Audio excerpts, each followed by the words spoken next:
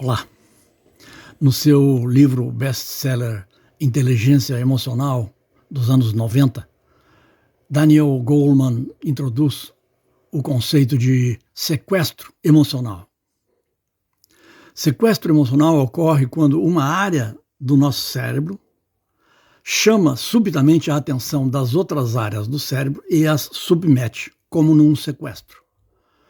E esse sequestro ocorre com base, essa chamada súbita de atenção, devido a um fato externo, ao surgimento de uma certa emoção, que torna mudos e paralisados os outros setores da nossa consciência.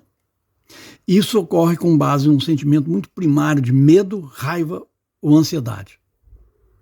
Às vezes uma cobiça súbita, um estado nervoso súbito.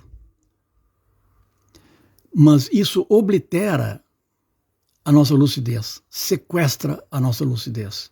Então não é só uma questão de sequestro das emoções, é uma questão de sequestrarem a nossa lucidez. E isso hoje ocorre de maneira deliberada em grande escala.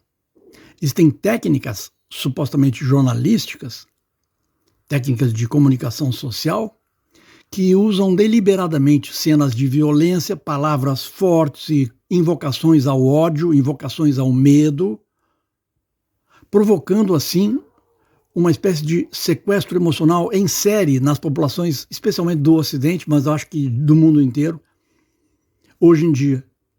De modo que as pessoas retroagem, dão um passo ou dois para trás e ficam numa posição de ataque e defesa, que nega a possibilidade de diálogo. E aí começa a chuva ou a guerra de rótulos. Porque você é isso. Não, você é isso. O caminho do Raja Yoga é o oposto disso. Tá? E esse processo de ansiedade coletiva industrializada em massa é o oposto de lucidez, é o oposto da mística cristã, é o oposto da teosofia, é o oposto do bom senso. As pessoas assim são desligadas do bom senso. Felizmente nós vemos hoje cada vez mais sinais de lucidez, de uma retomada de lucidez. No Brasil e em outros países do Ocidente, é cada vez mais clara, ainda não suficientemente forte, mas cada vez mais clara a tendência a uma retomada da lucidez junto com uma retomada da religiosidade natural do coração humano. Não precisamos ter pressa em relação a isso. Não precisamos ter grandes ansiedades. Ao contrário, devemos não tê-las. Tudo ocorre a seu devido momento, a seu devido tempo. O fato é que cada um de nós está sendo desafiado pela vida e por essa febre kármica, essa febre emocional, midiática em grande parte, mas que incide na família humana, incide sobre os vínculos mais profundos do ser humano, por exemplo, no casal, na família, na vida empresarial, etc. As pessoas estão mentalmente, muitas delas, excessivamente aceleradas.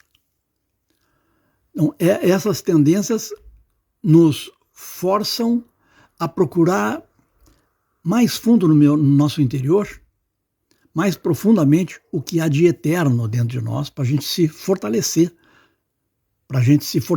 E, vamos dizer assim, produzir paz diariamente com uma força e numa quantidade suficiente para vencer esses desafios que se poderia chamar de hipnose coletiva com fins comerciais e de busca de poder.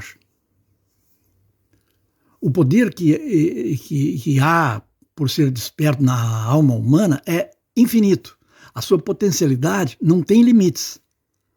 E esses novos desafios do século XXI, que para muitos parecem talvez intransponíveis, assustadores, etc., isso tudo é apenas o estímulo e o desafio necessário para que nós despertemos enquanto almas e trilhemos o caminho que pode ser chamado de Raja Yoga, pode ser chamado de teosofia, pode ser chamado de taoísmo, de hinduísmo, de mística cristã, que é o caminho da autocompreensão, do autocontrole, do autodomínio, da paz interior da disciplina diária e da tranquilidade. A tranquilidade nos leva naturalmente a cooperar com os outros seres. E a ansiedade nos faz, com frequência, agir antes de pensar. Ou agir impulsivamente em vez de pensar. Então, cabe a nós aumentar o vagar com que a gente vive, viver de modo um pouco mais lento, que dê tempo para os nossos vários níveis de consciência pensarem. Aquele nível de consciência muito acelerado em nós, ele está ligado à nossa animalidade, a tendência animal de agir rapidamente quando está em perigo, ou quando se sente em perigo. Daí a questão do sequestro emocional. Então nós temos que desacelerar um pouco para poder voltar a ouvir a nossa alma.